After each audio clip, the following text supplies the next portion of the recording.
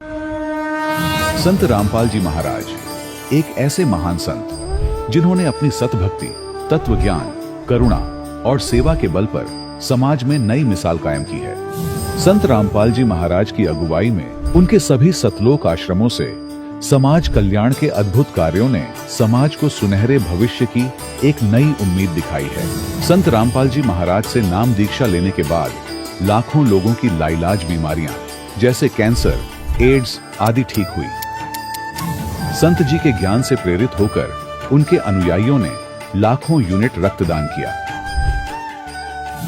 संत जी ने लाखों बहन बेटियों का दहेज मुक्त विवाह करवाया।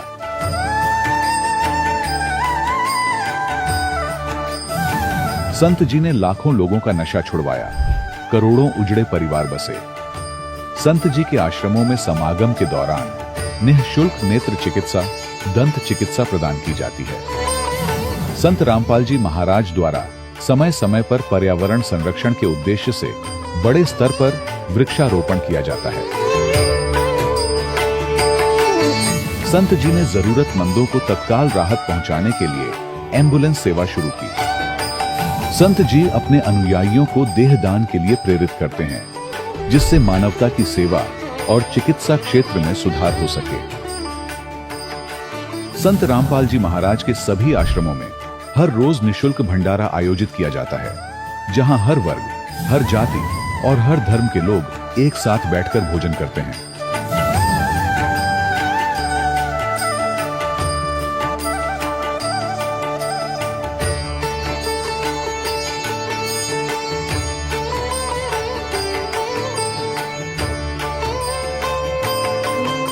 संत रामपाल जी महाराज की अन्नपूर्णा मुहिम ने गरीब और बेसहारा लोगों के जीवन में एक नई ऊर्जा और उम्मीद को जन्म दिया है। घर घर खाद्य सामग्री और जरूरी मदद पहुंचाकर संत रामपाल जी महाराज ने लोगों को दुख और मजबूरी से लड़ने की ताकत प्रदान की है।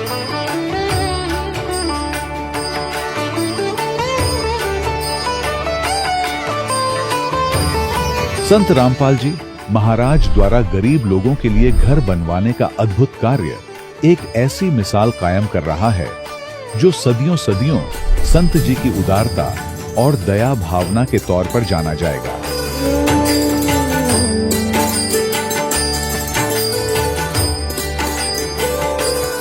संत रामपाल जी महाराज के आश्रम में हजारों बुजुर्गों को सम्मान और प्यार के साथ जीवन जीने का अवसर मिलता है। उनके खाने, रहने और स्वास्थ्य की पूरी जिम्मेदारी संत रामपाल जी महाराज उठाते हैं। अनाथ बच्चों के लिए संत रामपाल जी महाराज के सभी आश्रम किसी वरदान से कम नहीं। यहाँ उन्हें शिक्षा, संस्कार और भविष्य के लिए बेहतर अवसर प्रदान किए जाते हैं। चाहे बाढ़ हो, भूकंप या महामारी, संत रामपाल जी महाराज और उनके अनुयायी हमेशा ही जरूरतमंदों के लिए सबसे आगे खड़े रहते हैं। कोविड महामारी के दौरान संत रामपाल जी महाराज के आश्रमों से करोड़ों लोगों के लिए भोजन, दवाइयां और जीवन रक्षक सामग्रियां उपलब्ध कराई गई। चाहे गरीब की मदद हो या किसी शोषित और पीड़ित वर्ग के हक और सम्मान की लड़ाई, संत रामपाल जी महाराज ने हमेशा ही उनकी दबी आवाज को सरकारों तक पहुंचाया है और उन्हें उचित न्याय दिलवाने में अहम भूमिका अदा की है। समाज में आध्यात्मिक और सामाजिक मूल्यों के प्रति जागरूकता लाने में संत रामपाल जी महाराज हर कदम पर मानवता के सच्चे सेवक साबित हुए हैं। संत रामपाल जी महाराज का जीवन हमें सिखाता है कि सच्ची सेवा वही है जो निस्वार्थ भाव से की जाए। आइए हम भी इस महान सेवा के कार्य में इस महान संत से जुड़ें और संत रामपाल जी महाराज से नाम दीक्षा लेकर अपने जीवन को धन्य बनाएं।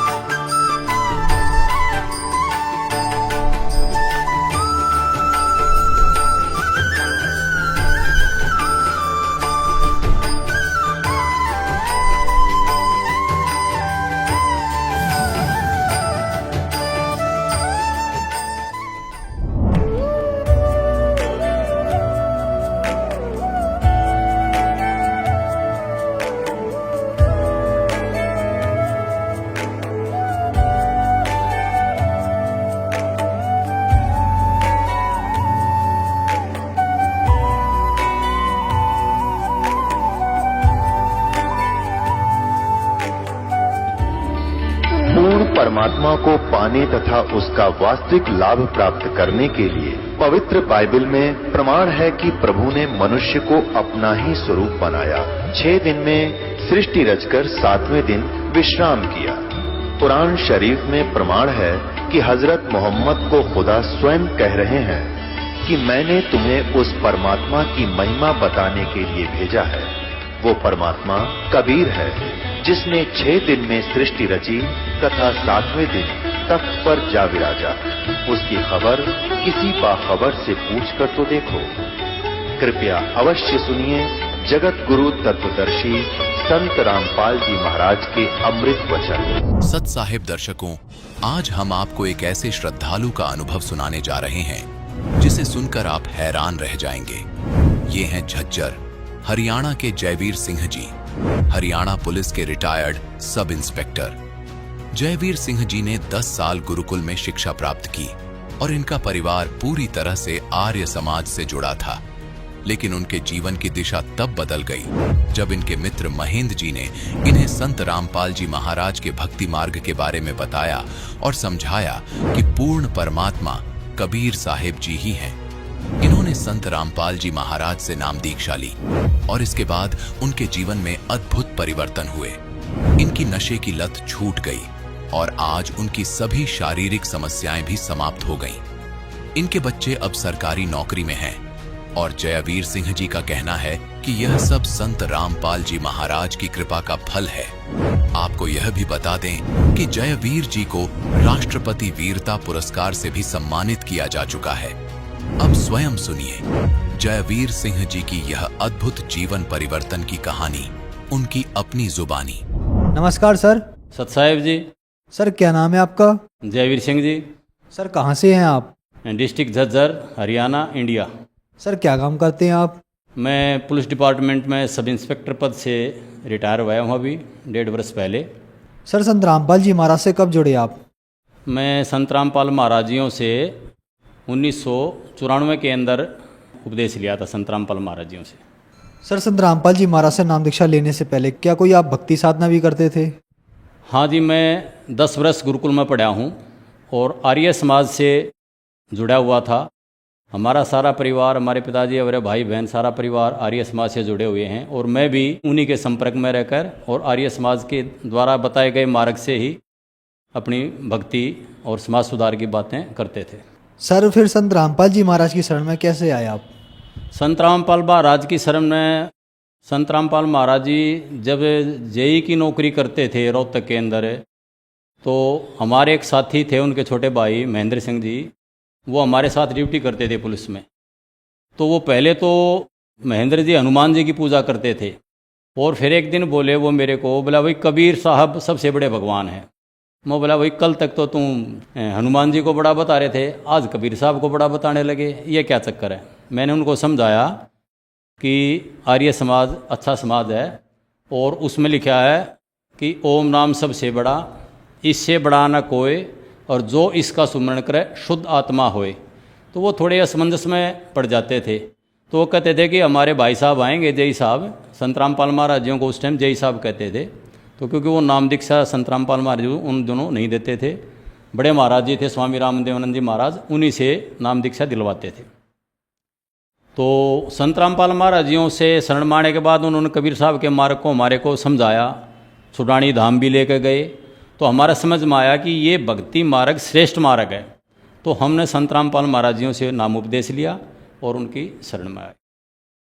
सर संत रामपाल जी महाराज से नाम दीक्षा लेने के बाद क्या आपको कुछ लाभ भी प्राप्त हुए? हाँ जी, जिस दिन से संत रामपाल महाराज जी की शरण में आए हैं, पुलिस डिपार्टमेंट में होते हुए हमें थोड़ी थोड़ी लत पड़ गई थी नशे की, शराब वगैरह एक आध बार कभी कभी सेवन कर लेते थे बार त्योहार को। एक तो वो मेरी बिल्कुल छूट गई और कभी भी किसी भी प्रकार का, जब से 94 में संत रामपाल महाराजियों से हम जुड़े, उसके बाद कभी भी शारीरिक भाई किसी प्रकार की भी कठिनाई कभी महसूस होने नहीं दी परमात्मा ने, और अच्छे से सारा काम होता रहा। मेरे 3 बच्चे हैं। बड़ी लड़की असिस्टेंट प्रोफेसर है हरियाणा सरकार में, छोटी लड़की है वो सुपरवाइज़र है, लड़का है वो एग्रीकल्चर में है, तीनों सरकारी जॉब में हैं। ये सिर्फ संत रामपाल महाराजियों की ही विशेष दया है कि एक पुलिस वाले के बच्चे जो पुलिस सरकारी नौकरी में लगे हुए हैं। अगर हम संत रामपाल महाराज जी की शरण में कबीर साहब के बताए हुए भक्ति मार्ग पर नहीं चलते तो शायद आज हम कहीं और ही होते और बहुत पीछे रह जाते। अब हमें विश्वास भी है कि हम सही मार्ग पर और सही चल रहे हैं। और संत रामपाल महाराज जियों के साथ रहते हुए मेरे को भारत के राष्ट्रपति द्वारा वीरता पुरस्कार से भी सम्मानित किया गया है, जो कि सन 2006 के अंदर मिला था। सर, आपको संत रामपाल जी महाराज से नाम दीक्षा लेने के बाद बहुत सारे लाभ प्राप्त हुए। जैसा कि आपने बताया, आप sub inspector retired police officer हैं और आप इन बातों को बहुत अच्छी तरीके से जानते हैं। आप वीरता पुरस्कार से भी सम्मानित हैं। आप संत रामपाल जी महाराज से लंबे अरसे से जुड़े रहे हैं और आर्य समाजी भी रहे हैं। तो ये आरोप लगाए जाते हैं कि संत रामपाल जी महाराज महर्षि दयानंद पे और सत्याग्रह प्रकाश पे विवादित टिप्पणी करते हैं। सर, इन बातों के पीछे क्या सच्चाई है? वो विवादित टिप्पणी नहीं करते। संत रामपाल महाराज जी ये कहते हैं कि भाई जो वेद, स्वामी दयानंद जी भी खुद मानते हैं कि भाई जो वेद में लिखा है वो सत्य है। तो संत रामपाल महाराज जियों ने वेदों से और गीता से सत्यार्थ प्रकाश को मिलाया है। सिर्फ इतना ही वो है अलग है कि उन्होंने परमात्मा को निराकार लिख दिया। और हमारे वेद कहते हैं परमात्मा सह शरीर है, मनुष्यवत है, राजा के समान दर्शनीय है। तो ये आर्य समाज के हमारे कुछ भाई बातें तो सुनते नहीं, जो अपने तो इन्होंने वेद पढ़े, न इन्होंने गीता पढ़ी, स्वामी जी का सत्यार्थ प्रकाश पढ़ लिया और उस पर विश्वास करते हैं कि जो स्वामी जी ने लिखा है वो सत्य है। लेकिन स्वामी जी ने सत्यार्थ प्रकाश अपने जीवन में पहले लिख दिया था और वेद का ट्रांसलेशन बाद में किया है। तो संत रामपाल महाराज जियों ने ये वेद तो 2002 में और 2003 के बाद इनको पढ़ा और उस ज्ञान को समाज के अंदर लाए कि भाई वेदों में और गीता में परमात्मा निराकार नहीं है, सह शरीर है, मनुष्यवत है, राजा के समान दर्शनीय है, हम उसको देख सकते हैं और वो अपने स्थान पर विराजमान भी है, अपने आसन पर सतलोक सचखंड के अंदर। सिर्फ इतना ही मनमुटाव था, उसको थोड़ा समझदार लोगों ने समझना चाहिए था। भाई ये संत हैं और सत्य भक्ति बता रहे हैं, कोई बुराई नहीं बता रहे। सर, आप हरियाणा पुलिस से रिटायर्ड सब इंस्पेक्टर हैं और संत रामपाल जी महाराज पे आरोप लगते रहते हैं और संत रामपाल जी महाराज विवादों में रहते हैं। सर, क्या कारण है? देखो, कोई भी संत अगर सच्चाई बोलेगा तो उस पर विवादों से टिप्पणी होती है। कबीर साहब भी सच बोलते थे, उनके साथ भी ऐसा ही व्यवहार किया हमारे समाज ने। गरीबदास महाराज जी भी ऐसे ही सच्चाई बोलते थे, उनको भी ऐसे ही व्यवहार किया। नानक साहब को भी बाबर की जेल में 2 वर्ष रहना पड़ा था, उन्होंने भी सच्चाई बोली थी। ईसा मसीह को भी हमारे लोगों ने क्रेच कर दिया था और आज 80% विश्व की जनता उनको मानती है, ईसाई धर्म को।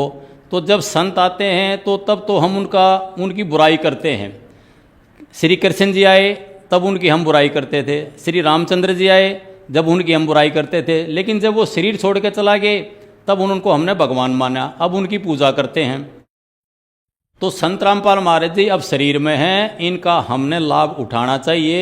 ये सत भक्ति बता रहे हैं, इनकी पुस्तकें पढ़ो, इनके सत्संगों में चैनल आते हैं, विभिन्न चैनलों में वो सत्संग सुनो और अपना आत्म कल्याण कराओ। इससे समाज का सुधार भी होगा और आत्म कल्याण भी होगा। संत रामपाल महाराज जी दहेज रहित बहुत सारी शादियाँ करा चुके हैं, जिनमें 1 रुपया भी खर्च नहीं होता। तो सही मायने में बगैर पैसे खर्चे समाज सुधार का काम संत रामपाल महाराज जी कर रहे हैं। बहुत सारे परिवारों के नशे की लत पड़ी हुई थी, वो छुड़वा दी। हुक्का, बीड़ी, शराब, मांस, मीट, अंडा सभी छुड़वाते हैं। सभी तरह के नशा मुक्त एक समाज तैयार बहुत अच्छा कर रहे हैं। तो ऐसे संत की सत्संग सुनने में कोई बुराई नहीं है और हमने सुनना चाहिए। सर, कुछ दर्शक कहते हैं कि संत रामपाल जी महाराज से अगर नाम दीक्षा लेनी पड़ेगी तो उन्हें अपनी पारंपरिक पूजाएं छोड़नी पड़ेगी। क्या इन बातों के पीछे कुछ सच्चाई है? जो सच्चाई उसमें इतनी है कि जो वेदों में और गीता में जो भक्ति लिखी है हमने वही करनी चाहिए और उसी से हमारा कल्याण होगा। हमने जानबूझकर छोटी मोटी किसी ने बहका दिए, परमात्मा के भक्ति मार्ग को मिसगाइड कर दिया। कुछ लोगों ने अपने पेट भरने के लिए, पेट भरने का साधन बना लिया भगवान की भक्ति को। और जो मिसगाइड होकर वो भक्ति हम कर रहे हैं उसको, उस बुराई को छुटवाते हैं महाराज जी। किसी देवी देवताओं की जो हमने मनमुखी साधनें बना रखी हैं उनको छुटवाते हैं। वेदों के अनुसार और गीता के अनुसार जो, और संत कबीर साहिब के अनुसार पूर्ण परमात्मा की जो भक्ति है वो करवाते हैं, वो ठीक है। सर, संत रामपाल जी महाराज से कैसे जुड़ सकते हैं? संत रामपाल महाराज जी के विभिन्न चैनलों पर सत्संग आते हैं और उन सत्संगों के नीचे एक पट्टी चलती रहती है। उस पट्टी पर मोबाइल नंबर लिखे हुए होते हैं। उन मोबाइल नंबरों से हम संपर्क कर अपने क्षेत्र के जो भी नामदान केंद्र परमात्मा ने खोल रखे हैं संत रामपाल महाराज जी ने पूरे देश में, जगह जगह देश विदेश में, तो उन नंबरों पर फ़ोन करके और हम अपने नज़दीकी नामदान केंद्र सेंटर का पता करके वहाँ से नाम ले सकते हैं। सर, जो दर्शक श्रद्धालु आज आपको देख रहे हैं उनके लिए आप क्या संदेश देना चाहेंगे? मैं उन भाइयों से हाथ जोड़कर प्रार्थना करता हूँ कि हमारे भाई हैं, ये मनुष्य जन्म अनमोल है। इसको किसी के बहकावे में आके या कोई अपनी मान बढ़ाई समझ के कि संत रामपाल महाराज तो संस्कृत नहीं जानते, कल तक जेई की नौकरी करते थे, वो संत कहाँ से हो गए, अपने अनमोल जीवन को खराब नहीं करना चाहिए। उनकी बातों को सुनो, समझो। ये आत्म कल्याण का मार्ग है और समाज सुधार का भी मार्ग है। इसमें दोनों काम होंगे, समाज सुधार होगा और आत्म कल्याण भी होगा। सभी समाज से हाथ जोड़कर प्रार्थना करता हूँ कि इनके सत्संग सुनो और ये मनुष्य जन्म बार बार नहीं मिलेगा, और आत्म कल्याण कराओ, अपने परिवारों को सुखी बनाओ, अपने बच्चों को सद्मार्ग पर लगाओ। धन्यवाद सर। सत साहिब। दर्शकों, अभी आपने सुने संत रामपाल जी महाराज से दीक्षा प्राप्त करके सुखी हुए भक्त के अनुभव। अब देखिए जगत गुरु तत्वदर्शी संत रामपाल जी महाराज के मंगल प्रवचन। तो क्या कहते हैं कि सतनाम जो 2 अक्षर का मंत्र है, जिसमें एक ओम है, एक तत् है, और ये ऐसा अनमोल मंत्र है, इसकी इतनी कीमत बताई है। यदि विधिवत परम संत अधिकारी संत से प्राप्त करके, अधिकारी आपको बता देता हूं 21 ब्रह्मांड में, इस विश्व में, इस दास के अतिरिक्त इन तीनों मंत्रों को देने का कोई अधिकारी नहीं है। या गलती ना करियो, बहुत धोखा खा लिया आपने।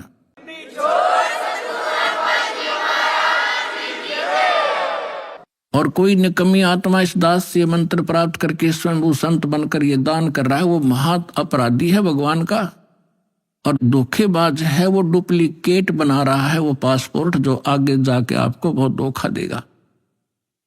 उसको काल का पक्का दूत समझना, उससे आप भी बचना, और जहां तक संभव हो जिसने उनको फंसा रखा है उन भाई बहनों को भी सतर्क करना प्यार से। तो क्या बताते हैं, इस सतनाम के 2 अक्षर के मंत्र का श्वास उश्वास से नाम जपना होता है। परमात्मा कहते हैं, श्वास उश्वास में नाम जपो, व्यर्था सांस मत खो, ना जाने इसी श्वास को आवन हो कि न हो। फिर क्या बताते हैं कि ये इतना एक श्वास का एक सतनाम एक भी आपने सुमन कर लिया विधिवत अधिकारी संत से, और बिल्कुल सावधानी से, यानी सिमरण जब करते हो सतनाम का, बाहर जो मंत्र छोड़ते हो उसके ऊपर उसकी अंदर से जो उच्चारण होता है, श्वास के द्वारा महसूस होता है मैं क्या बोल रहा हूं, और बाहर श्वास छोड़ते समय कौन से मंत्र का उच्चारण होता है, उसको अजप्पा जाप कहते हैं।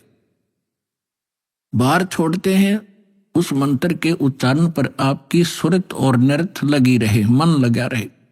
अंदर जौन सा लेते हैं, जो 2 अक्षर में से एक अंदर लेते हैं, उसके ऊपर भी आपका ध्यान रहे। वैसे मतलब नहीं कि आत्मा माला फिरती रहे, सांस चलता रहे और सुमन होता रहे, ये नहीं चलेगा। सुरत नृत्य मन पवन, ये चारों पदार्थ एकत्रित करने होते हैं। जब श्वास, पवन माने श्वास से सुमन करते हैं, तो उसके ऊपर हमारा सुरत और नृत्य और मन और श्वास चल ही रहा है, ये पवन, इन चारों को एकत्रित रखना है। तो ऐसे एक सिमरण आपका पूरा हो गया। जल्दी नहीं करे इसमें, ये सहज मार्ग है। कई जल्दी के मारे मन फटाफट खींच दे मीटर सुमरण का, प्यार से करे चाहे थोड़े कर ले, उसकी कीमत होगी। और सिमरण करे ध्यान से, बगैर सुरत नृत्य लगाए कोई सिमरण हो रहा है वो सफल नहीं होगा। तो ऐसे किया हुआ सतनाम का एक सिमरण की कितनी कीमत बताई है पुण्यात्माओं। जिस व्यक्ति ने कभी लाल सुना ना हो, हीरा देखा भी नहीं हो, उसकी कीमत का पता ना हो, सुना भी ना हो, और उसको कोई एक पत्थर दिखावे कि ये एक चमकीला पत्थर जो आपको नजर आ रहा है ये करोड़ रुपए का है, अब सामने वाले ने कभी ये देखा नहीं, कभी उसका व्यवहार उससे पड़ा नहीं, तो वो मानने या ना मानने पर उसकी कीमत ज्यों की त्यों है। इसी प्रकार इस सिमरन की जो दास आपको दे रहा है, ये हीरे हैं। मोती मुक्ता दरसत नाही, ये जग है सब अंदरे, दिखत के तो नैन चश्म इनका फेरा मोतिया बंदरे। चारों युग में मेरे संत पुकारे, और कूक कहा हम हेल रे, हीरे माणिक मोती बरसे, ये जग चुगता ढेल रे। परमात्मा ने कहा कि मैं चारों युगों में आया हूं। सतयुग में सतसुकृत नाम था मेरा, और त्रेता में मुनिंदर, द्वापर में करुणा में, और इस कलयुग में कबीर नाम से मैं आया हूं। तो चारों युगों में मैं आया हूं। और परमात्मा का विधान वेदों से आपको बहुत बार बताया है कि वो परमात्मा कैसी लीला करता है। ऊपर रहता है सतलोक में, सह शरीर मनुष्य सदृश है, वहां राजा के समान एक सिंहासन पर विराजमान है। वहां से गति करके आते हैं या अच्छी आत्माओं को मिलते हैं, उनको अपने से परिचित कराते हैं, सचखंड सतलोक ले जाके, फिर उनको वापस छोड़ते हैं।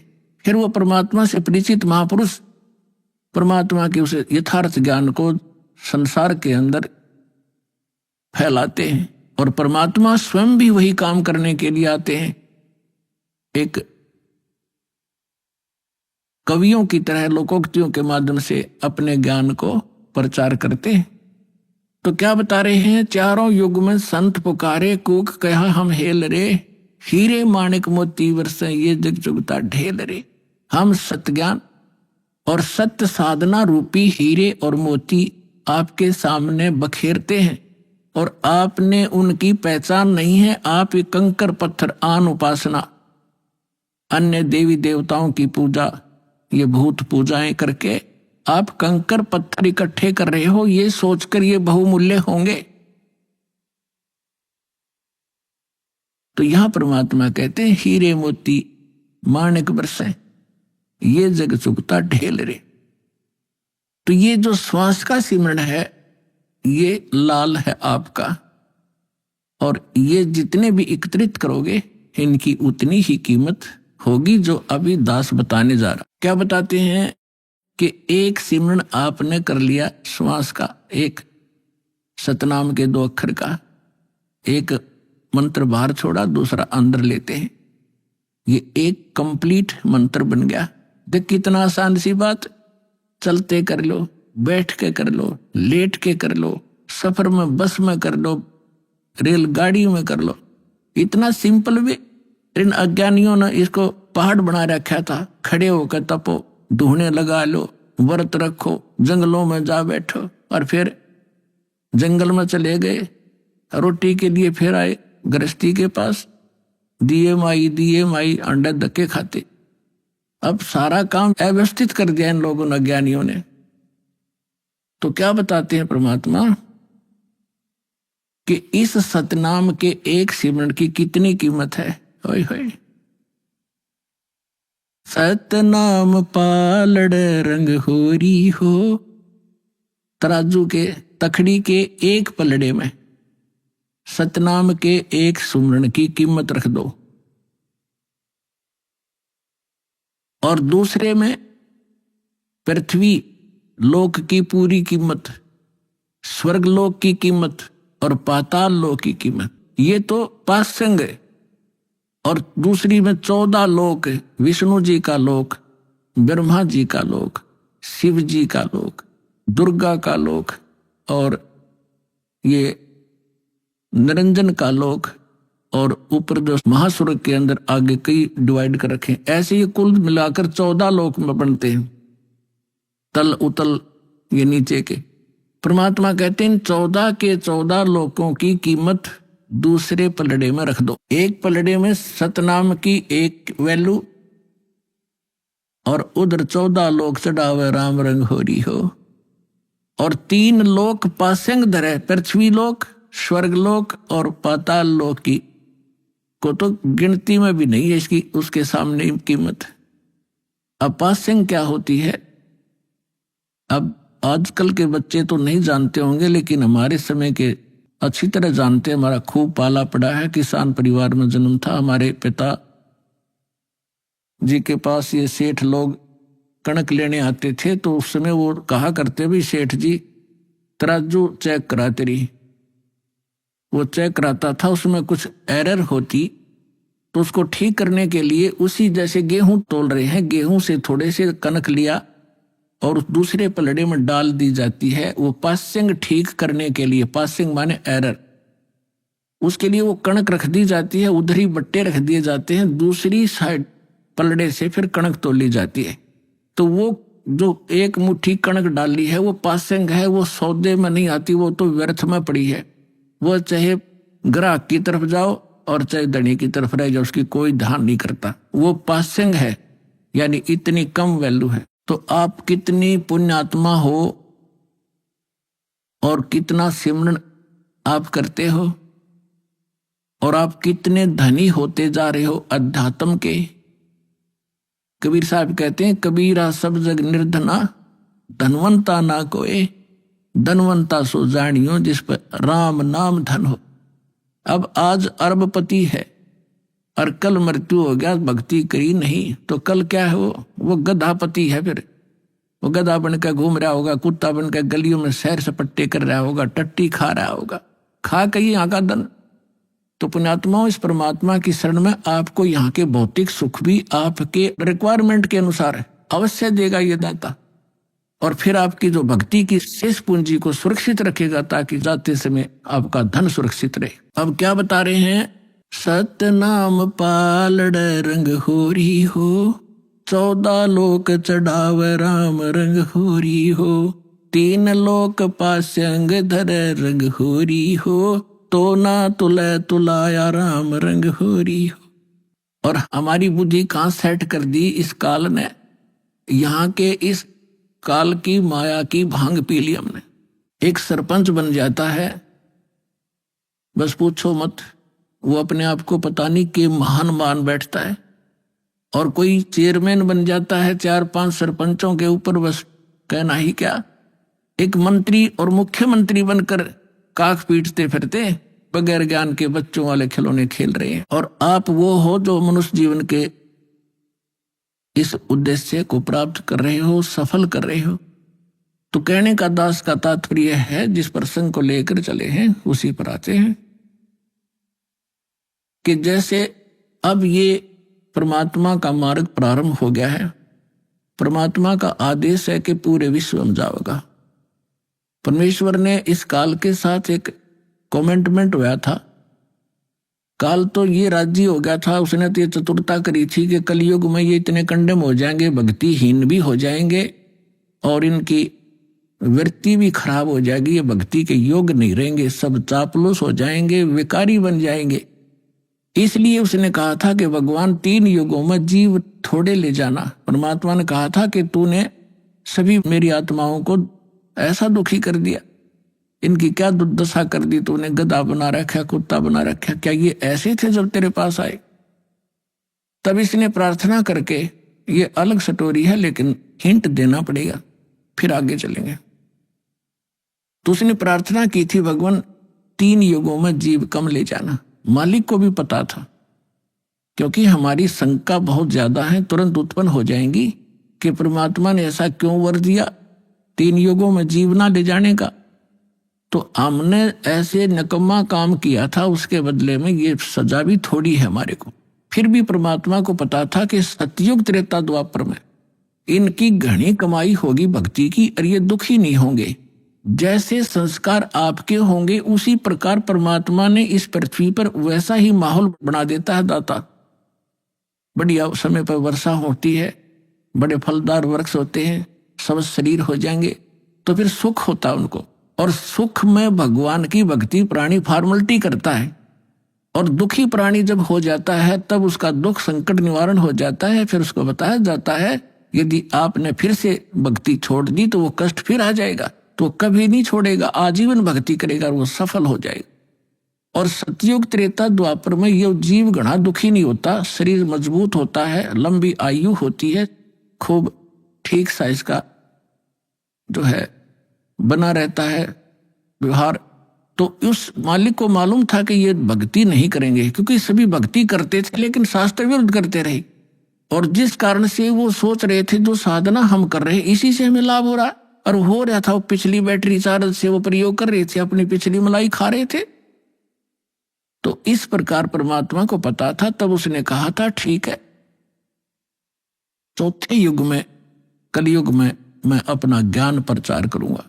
तो काल ने कहा था कि देखो जी, जबरदस्ती ना करना, बलपूर्वक मत ले जाना, आपके ज्ञान को कोई माने, समझे, स्वीकार करे और आपकी भक्ति करे तो वो आपके हों, और जो मेरे ज्ञान को, जो मैं नकली अपने दूत भेजूंगा अपना ज्ञान प्रचार करने के लिए, उनका ज्ञान जो स्वीकार करे तो वो मेरे ही रहे, आप उनको बलपूर्वक न ले जाना। परमात्मा बोला जब मेरा ज्ञान ही स्वीकार कोई नहीं करेगा तो खाक जाएगा मेरे लोक में, वो तो वही जाएगा जो मेरा ज्ञान स्वीकार करेगा, मेरी भक्ति ग्रहण करेगा, तब वो जाएगा। तो परमात्मा ने स्वीकृति दे दी। तब काल ने कहा था कि बेशक, अब परमात्मा आए थे जोग जीत नाम से, कि जाओ जोग जीत संसारा, जीव न माने कहा तुम्हारा, जीव तुम्हारा कहा न माने, हमरी ओढ़ हो बाद बखाने।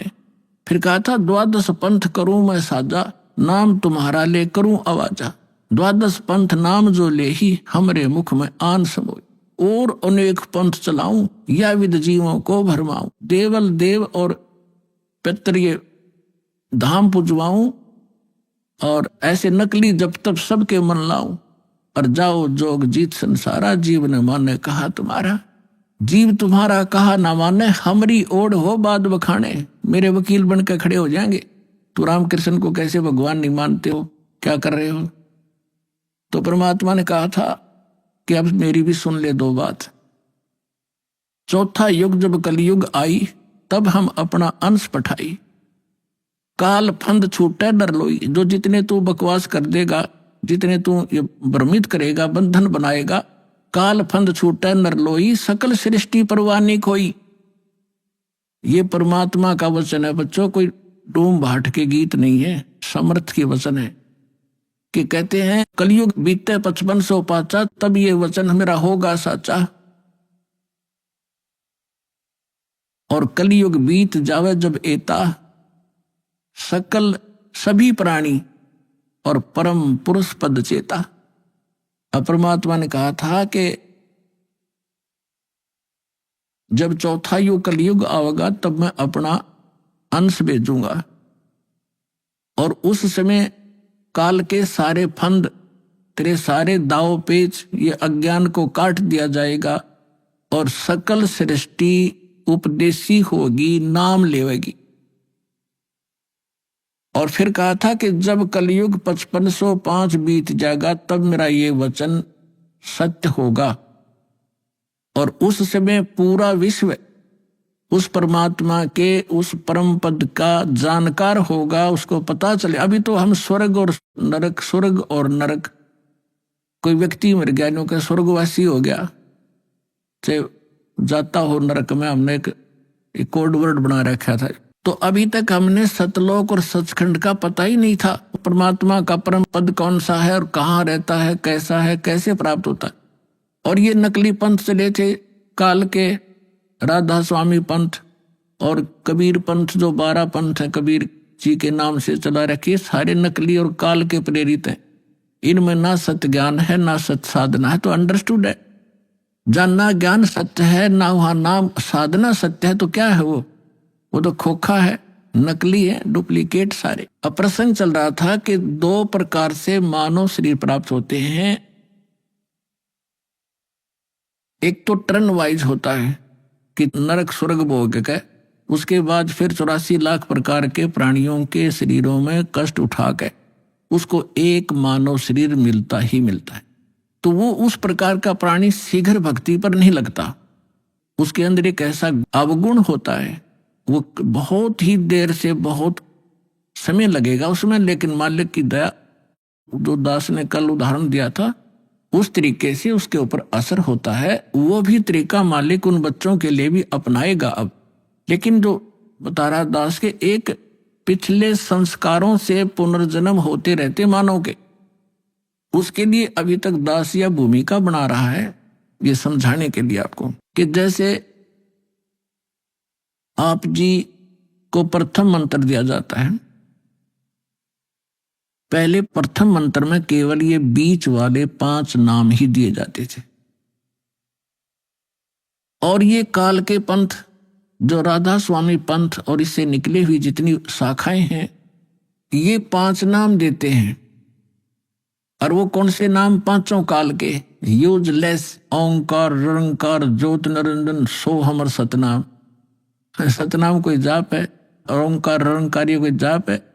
ये 5 नाम थे जो दास आपको प्रथम मंत्र में बीच के 2 फर्स्ट एंड लास्ट को छोड़कर, ये पहले नहीं दिया जाता था, इसलिए इसको अभी तक गुप्त रखा था।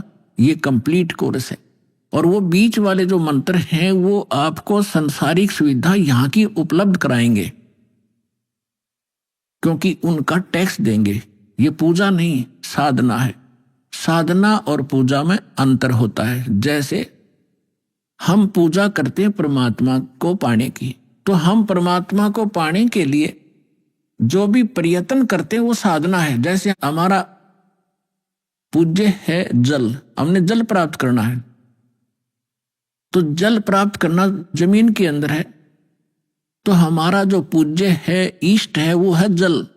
और उसके पाने के लिए, जल प्राप्त करने के लिए जो भी हम क्रिया करते हैं, बोकी लगाते हैं, पाइप डालते हैं, फिर हैंडपंप लगाते हैं, तो वो हमारी साधना है, वो पूजा नहीं है। उसको पाने के लिए जो हमारा पूज्य है, हमारा जो इष्ट है, वो तो जल है। उसके लिए जो प्रयत्न किया गया वो साधना है, और वो पूजा है उसको पाने की। तो इस प्रकार इसको पूजा और इसको समझना। हमारी आस्था तो जल के अंदर है, उन इंस्ट्रूमेंटों में थोड़ी है, और उनके बिना वो मिले नहीं। तो इसी प्रकार ये जो प्रथम मंत्र आपके दे जाते हैं, ये साधना है।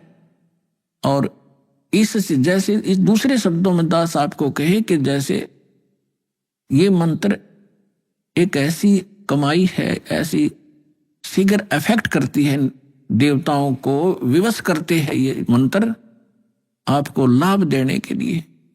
जैसे आपको बताया था कि भैंसे को भैंसा भैंसा करता रहो, वो कभी ध्यान नहीं देता। आप वैसे गुण गाए जाओ, जय गणेश देवा, माता थारी पार्वती, पिता माँ देवा, हम घोट रखे थे हमने, ये कभी नहीं सुनेंगे। और इनका एक मंत्र दे रखे आपको, उसका जाप करो, तुरंत अटैक होगा उनके ऊपर जाके, और सतर्क होंगे। क्या हो गया बच्चे को, क्या डिमांड है इसकी, देखो इसका अकाउंट कितना हमारे इसमें, उस तुरंत उसका राहत दी जाएगी। तो जो भैंसे ने भैंसा भैंसा करो कति नहीं सुने, एक बार कर दो हुर्र, वो तुरंत देखेगा नू और अट्रैक्ट होगा, दौड़ने की चेष्टा करेगा उस आवाज की ओर। तो परमात्मा ने ये मंत्र हमें दिए थे, लेकिन बीच में काल के दूता ने इस कबीर पंथ का जहां स्टार्ट हुआ था दामाखेड़ा वालों से, तो 5वीं पीढ़ी तक ये 5 मंत्र चले थे। उसके बाद 6ठी पीढ़ी में दामाखेड़ा वालों के जो महंत था वो एक टकसारी नाम का इसी कबीर पंथ की ब्रांच बन गई थी नकली। उसने भ्रमित कर दिया कि तुम बात करते हो सतलोक की और सचखंड और सतपुरुष की, और पूजा कर रहे हो तुम देवी देवताओं की, ये काहे की भक्ति है तुम्हारी। तो भ्रमित हो गया, उसको ज्ञान नहीं था, जो 6ठा पीढ़ी वाला था। उसके बाद फिर उन्होंने एक शब्द सिलेक्ट कर लिया जो कबीर सागर में लिखा है, अजर नाम अमीर नाम पाताले सब सिंधु नाम, यही हंस का काम। ये कोई मंत्र है? ये तो एक श्लोक शब्द है। तो इन मंत्रों से इन आपकी पूजा नहीं है।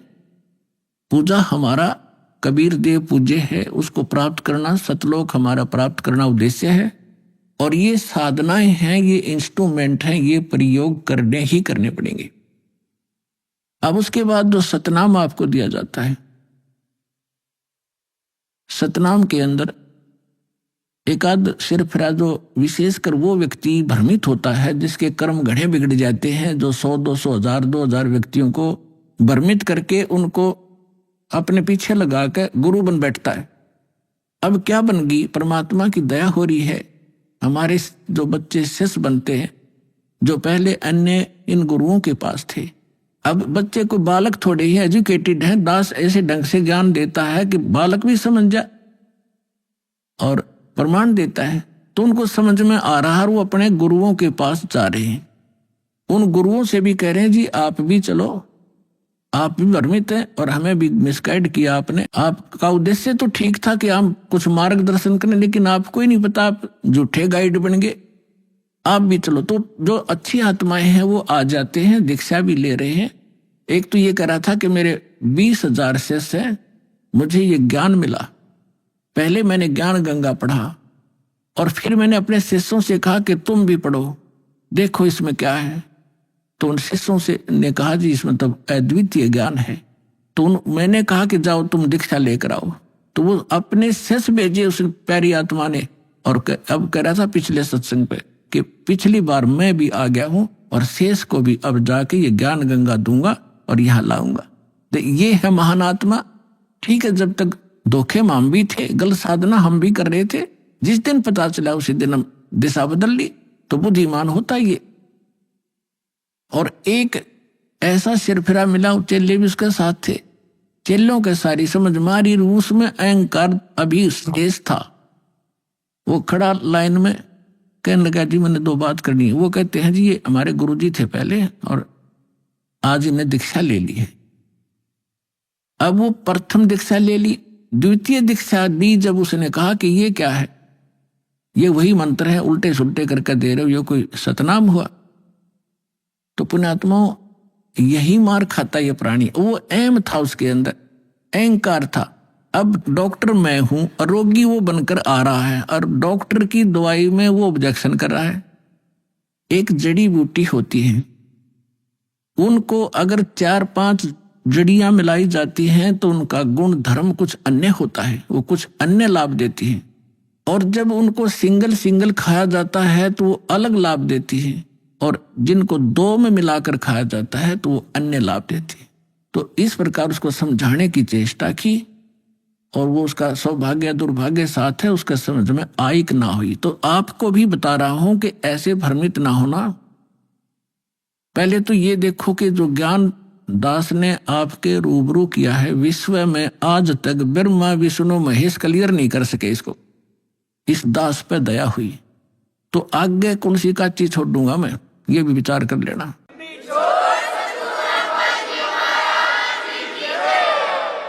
और फिर ये साथ साथ एक पॉइंट को क्लियर करने के लिए 6 उदाहरण देता हूं, ऐसे मजबूत जो हलाए नहीं हिल सकते। यही मंत्र किस किस ने जाप किया? आदरणीय धर्मदास साहिब जी ने यही 2 मंत्र का अक्षर का नाम यही जाप किया, आपके रूबरू कर रखा है। नानक साहिब जी परमात्मा से सीधे मिले, परमात्मा उनको बेई नदी पर जिंदा महात्मा के रूप में सचखंड लेकर गए और फिर उनको वापस छोड़ा। तीसरे दिन अदृश्य रखा और फिर उन्होंने कौन सा नाम जाप किया? उनकी भाई बाला वाली जो साखियां हैं, जन्म साखी, उसके अंदर एक समुद्र की साखी है।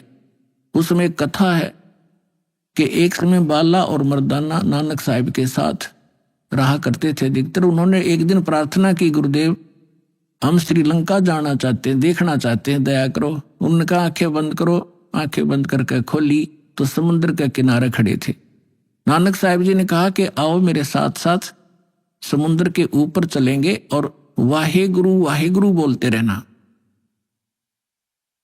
तो ऐसे चल पड़े जैसे थल पर चलते हैं, आगे आगे गुरु नानक देव जी, पीछे वो दोनों बच्चे बाला और मर्दाना। वैसे तो सिमरन श्वास से करना होता है, उन्होंने जानबूझ के झटका देना था क्योंकि परमात्मा का सख्त आदेश था, धर्मदास मेरी लाख दुहाई और ये मूल ज्ञान अभी कई बार ना जाए। ये सार नाम और सतनाम अभी किसी को देना नहीं तो नकली पंथों के हाथ लग जाएगा। और जब मेरा दास आवेगा वो कैसे भिन्नता बताएगा, ये सारी विचलित हो जाएगी कहानी। हमारा सारा जो है ना काम बिगड़ जाएगा और काल का फिर से दाव लग जाएगा। मेरे बच्चे मुझे पहचान नहीं सकेंगे। तो वो महापुरुष थे, जैसे वेद में लिखा है कि दृढ़ भक्त को मिलते हैं वो आकर के अपना ज्ञान देते हैं। तो दृढ़ भक्त थे नानक साहिब जैसे। उन्होंने कभी किसी सिख को ये नाम नहीं दिया सतनाम, बल्कि सख्त एक ऐसा झटका दे दिया कि सब घबरा गए कि इस मंत्र को छूना नहीं है। नानक साहिब जी ने उच्चारण करके ये 2 अक्षर का मंत्र जाप करना शुरू कर दिया। मर्दाना ने सोचा कि गुरुजी तो सतनाम जाप कर रहे हैं 2 अक्षर का, जिसमें एक ओम है एक तत् है। तो क्यों ना मैं भी जाप करूं। मर्दाना फिर वो 2 अक्षर का मंत्र जाप करने लगा। तो वो लगा डूबने। नानक साहिब जी ने देखा, तब नानक जी ने कहा कि भाई तो वो ये जाप कर जो मैंने तेरे को बोला है, ये मंत्र मत कर। तो फिर वो वाहेगुरु कहने लगा, फिर ठीक हो गया। कहने का भाव ये है कि नानक जी तो वो 2 अक्षर का नाम जाप कर रहे थे और शिष्य को मना किया। क्यों किया? वो परमात्मा के प्यारे बच्चे थे, उनको मालूम था कि यदि आज ये डिस्क्लोज हो गया तो बट्ठा बैठ जाएगा। अभी आपने सुने संत रामपाल जी महाराज के मंगल प्रवचन। आइए अब सुनते हैं संत रामपाल जी महाराज से नाम दीक्षा लेकर सतभक्ति करके अद्भुत लाभ प्राप्त करने वाले अनुयायी के विचार। दर्शकों, यदि परमात्मा में सच्ची श्रद्धा और विश्वास हो तो एक छोटा सा माध्यम भी आपको ईश्वर से जोड़ सकता है। लेकिन यह जरूरी नहीं कि जो साधना आप कर रहे हैं वही आपको सही मार्ग पर ले जाए। कभी कभी हम सच्चे ईश्वर की तलाश में झूठे गुरुओं के चक्कर में पड़ जाते हैं और इसका परिणाम हमारे जीवन में दुख, कष्ट और पीड़ा के रूप में मिलता है। ऐसी ही एक कहानी है मेरठ, उत्तर प्रदेश के रहने वाले नरेश पाल जी की, जो एक सेवानिवृत्त पुलिस अधिकारी हैं। 1984 से ये डॉक्टर सोनक देव जी नाम के संत से जुड़े हुए थे और उनके बताए गए मार्ग पर भक्ति और साधना कर रहे थे। लेकिन इसके बावजूद इनके जीवन में कोई सुधार नहीं हो रहा था। ये शारीरिक और मानसिक परेशानियों से जूझ रहे थे। इनके जीवन में परिवर्तन तब आया जब इन्हें संत रामपाल जी महाराज की एक पुस्तक प्राप्त हुई। उस पुस्तक को पढ़ने के बाद इनके विचार बदल गए और इन्होंने संत रामपाल जी महाराज से दीक्षा ली और इनका जीवन पूरी तरह बदल गया। यह जानना बेहद दिलचस्प है कि कैसे एक पुस्तक ने इनके विचारों को बदला, इन्हें सच्चे गुरु की पहचान कराई। दर्शकों, अब आइए सुनते हैं नरेश जी के जीवन परिवर्तन की कहानी, उन्हीं की जुबानी। नमस्कार सर। नमस्कार सर। सर क्या नाम है आपका? नरेश पाल दास। नरेश जी, आप कहाँ के रहने वाले हैं? मैं कंकर खेड़ा मेरठ का रहने वाला हूँ जी। सर क्या काम करते हैं आप? मैं अभी तो पुलिस फोर्स से रिटायरमेंट हो गया जी। सर संत रामपाल जी महाराज से कब जुड़े आप? मैं संत रामपाल जी महाराज से 2009 में जुड़ा जी। सर संत रामपाल जी महाराज से जुड़ने से पहले क्या आप कोई भक्ति साधना भी करते थे? जी हाँ सर, मैं संत डॉक्टर सोनक देव जी से जुड़ा हुआ था सन 94 से, और वही भक्ति में 17 साल तक लगातार किया। सर फिर आप संत रामपाल जी महाराज की शरण में कैसे आए? ऐसा था जी, उस दिन हम लाइन के अंदर थे और संत रामपाल जी महाराज के जो भगत थे वो मंदिर में बैठे हुए थे, और उस मंदिर में मैंने जाकर उनको बोला, भाई आज विश्वकर्मा का दिन है, आप प्रसाद वगैरह ले आओ। तो बोला, यार विश्वकर्मा को किसने बताया? भगवान तो कबीर साहब है। मैंने उसको बोला, यार हमने तो कभी ऐसा सुना नहीं और देखा भी नहीं, ना कहीं पढ़ा, आप बोल रहे कि कबीर साहब भगवान है। बोला, मेरे पास एक बुक रखी, लाइन में जाके आप उसको पढ़ना, आपको पता लगेगा। तो भगत जी ने शाम के टाइम लाइन में मुझे वो पुस्तक दी, गहरी नज़र गीता में। मैंने उसको पढ़ा सर, और पढ़ते पढ़ते 2 दिन तक मैंने लगातार उसको पढ़ा, और इसके बाद मुझे टोटल ज्ञान हुआ कि गीता में क्या लिखा है क्या नहीं लिखा। इतना अच्छा उसके अंदर ज्ञान था कि मैंने प्रण कर लिया उसी दिन से कि मैं आज के बाद ये जो भक्ति मुझे बताई है डॉक्टर सोनक देव ब्रह्मचारी संत ने, ये मैं भक्ति बिल्कुल नहीं करूँगा। तो इसके बाद मैंने भगत जी से बोला, भगत जी मैं आपके गुरु से नाम लेना चाहता हूँ। तो भगत जी बोले, भाई 5 महीने बाद छुट्टी जाऊँगा, इसके बाद ही जो है ना आप नाम मिल सकता है। मगर ठीक है, मैं भी 5 महीने के बाद ही छुट्टी जाऊँगा।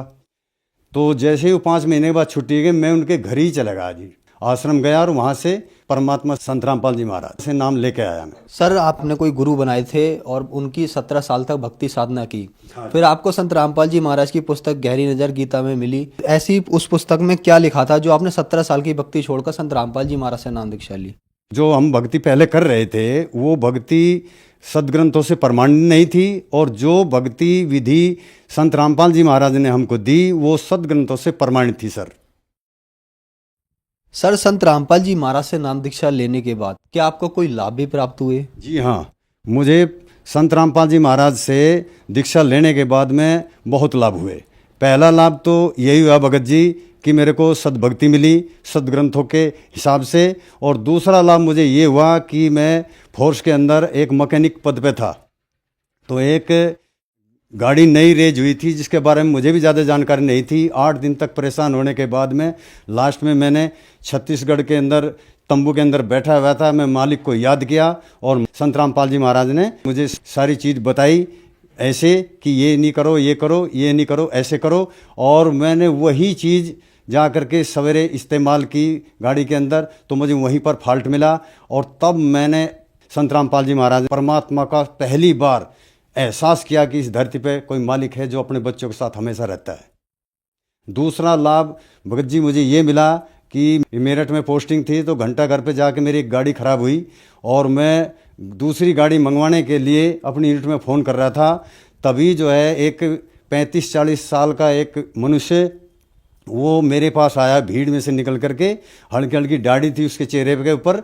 तो मेरे को आके बोला, भाई साहब क्या बात है? मैंने बोला, भाई कुछ नहीं, ये गाड़ी ख़राब होगी लेकिन इसमें करंट भी सही आ रहा, पेट्रोल सही आ रहा, रिले भी इसका सही है, लेकिन पता नहीं यार ये क्यों स्टार्ट नहीं हो रही। बोला, भाई साहब मैं देख सकता हूँ? मगर ठीक है भाई आप देख लो। तो जैसे ही उन्होंने खिड़की खोली, एक नज़र मेरी उसी के पास थी, एक जगह से मैं फ़ोन भी कर रहा था और एक नज़र उनके ऊपर थी मेरी। उन्होंने सिर्फ खिड़की खोली और खिड़की खोलने के बाद मुझे मुस्कुराते हुए बोल के चले गए, हाफ सेल्फ मारना, गाड़ी स्टार्ट हो जाएगी। और वो 10-15 गज दूर गए होंगे भीड़ में, जैसे ही विलुप्त हुए। इसके बाद मैंने खिड़की खोल के जैसे ही सेल्फ मारा, गाड़ी स्टार्ट हो गई। तब मुझे अचानक एहसास हुआ कि ये और कोई नहीं था, ये मालिक संत रामपाल जी महाराज थे। और मैंने उनको ढूंढने के लिए 10-15 कदम बहुत तेज़ी से दौड़ा, लेकिन परमात्मा वहाँ से अंतर्ध्यान हो गए। तीसरा लाभ ये मिला कि हमारी प्रॉपर्टी का एक मामला ऐसा फंसा हुआ था कि 10 साल से उसका कोई निराकरण हो ही नहीं रहा था। मैंने अपने घर वालों को भी, अपने भाइयों को भी, दोनों को बहुत समझाया, भाई ये जो ज़मीन है इसको बिक्री कर दो और हम अपनी जगह अलग अलग ले लेते हैं, लेकिन वो सुनने को तैयार नहीं थे। लास्ट में मैंने संत रामपाल जी महाराज से अरदास लगाई, है मालिक आप ही जगत विधाता हो, आप ही परमात्मा हो मालिक, हे गुरुदेव आप ही इस समस्या का निराकरण करो, मेरे बस की तो बात है नहीं। तो 2 दिन के बाद जो भाई 31 साल से मेरे घर की देड़ी नहीं चढ़ा था, मेरे से कभी बोलता नहीं था, वही भाई मुझे रास्ते में मिला और बोला, भाई साहब राम राम। मैं कहा भाई राम राम। तो बोला, भाई वो ज़मीन बेचनी है। और 4-5 दिन के अंदर वो ज़मीन भी बिक गई, सारा काम हो गया। ये मालिक संत रामपाल जी महाराज ने बहुत ही बड़ा सिरदर्द जो मेरे सिर पर था वो टाल दिया। चमत्कार तीसरा मेरे साथ ये हुआ सर कि मैं जब रिटायरमेंट हुआ, रिटायरमेंट के समय पे मुझे थोड़ा पैसा मिला था और मैंने एक प्लॉट खरीदने के लिए वो एडवांस में उसको एग्रीमेंट के लिए दे दिया था। लेकिन क्या हुआ कि समय पे पैसा न मिलने के कारण वो बोला, भाई या तो आप बैनामा कर लो, नहीं तो ये पैसा मैं दूंगा नहीं। तो मैंने गुरुजी से प्रार्थना लगाई, हे मालिक, हे दाता, मैं तो लूट जाऊंगा, पिट जाऊंगा मालिक, मेरा पैसा आना चाहिए। तो साल भर हो गया, बहुत परेशान हो गया मालिक। तो इसके बाद परमात्मा ने मेरे को बोला, भाई आपका नाम खंड चल रहा है, आप नाम शुद्ध करा लो, आपका पैसा आ जाएगा। संत रामपाल जी महाराज ने मुझे ये आवाज़ दी। इसके बाद मैं नहा के और लड़के को बोला, मैं कहा भाई मेरा नाम शुद्ध कर दो। तो उन्होंने मेरी परीक्षा ही ली थी और 14 मैसेज उसी वक्त आए, मेरा 12 लाख रुपया उसी वक्त आ गया। परमात्मा ने सबसे बड़ा लाभ मुझे ये दिया, संत रामपाल जी महाराज ने। हमारी पत्नी का तो ऐसा है जी, परमात्मा संत रामपाल जी महाराज के जब मैं नाम लेके आया था तो इनको भी नाम लेने के लिए मैंने बोला, लेकिन ये टस से मस नहीं होती थी, ये 24 घंटे टीवी में घुसी रहती थी। मैंने इसको बहुत समझाया लेकिन ये नहीं मानी। और इसके बाद फिर इसके साथ हादसे शुरू हो गए और ये छत से गिर गई।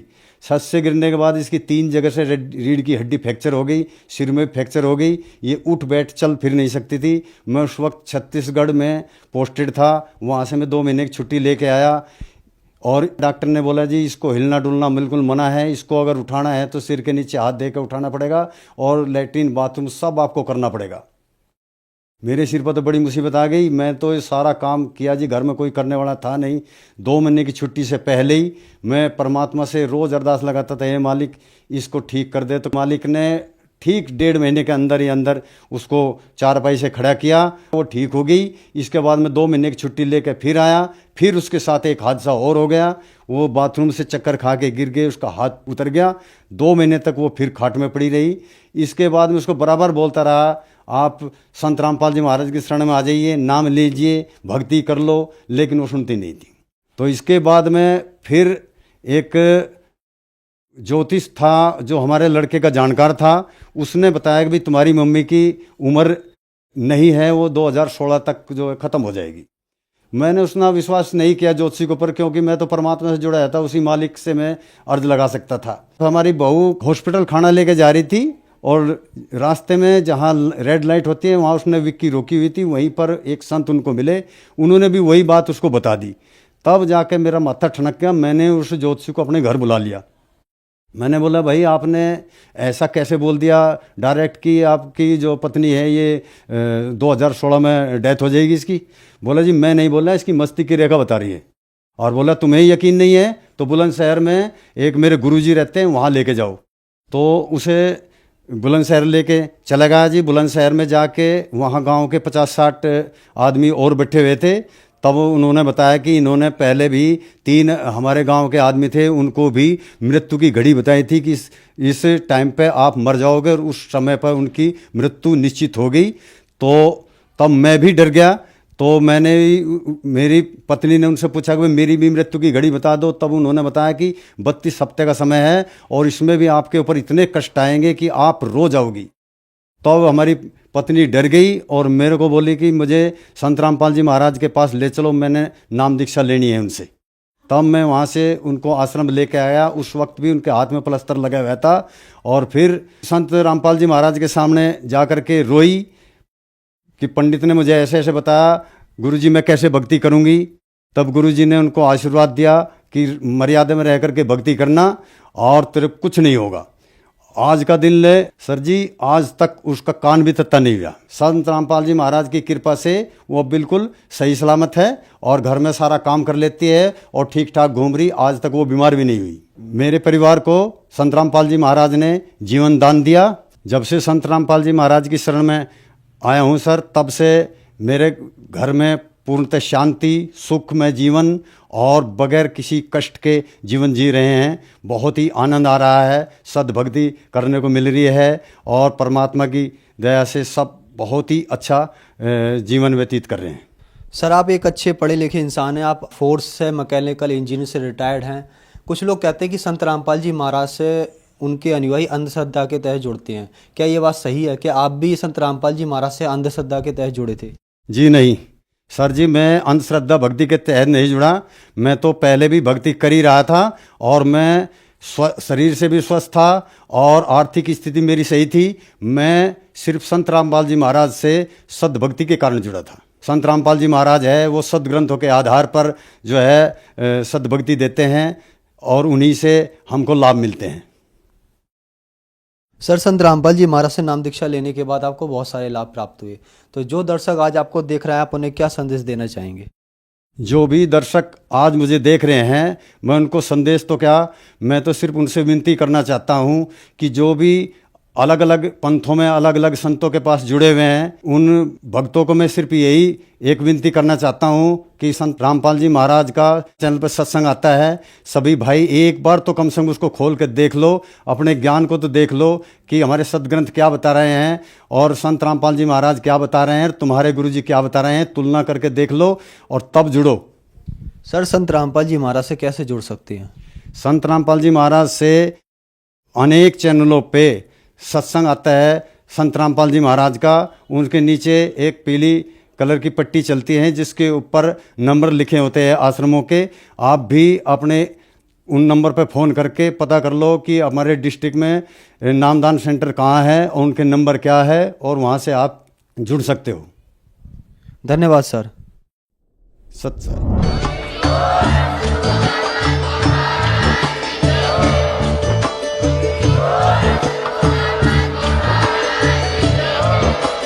आप सुन रहे थे जगत गुरु तत्वदर्शी संत रामपाल जी महाराज जी के मंगल प्रवचन। अधिक जानकारी के लिए विजिट कीजिए हमारी वेबसाइट www.jagatgururampalji.org। संत रामपाल जी महाराज जी के शुभ आशीर्वाद से पूरे विश्व भर में 500 से भी ज्यादा नाम दीक्षा केंद्र हैं, जिन पर संत रामपाल जी महाराज जी द्वारा ऑनलाइन निशुल्क नाम दीक्षा दी जा रही है। अपने नजदीकी नाम दीक्षा केंद्र का पता करने के लिए संपर्क करें 8222880541।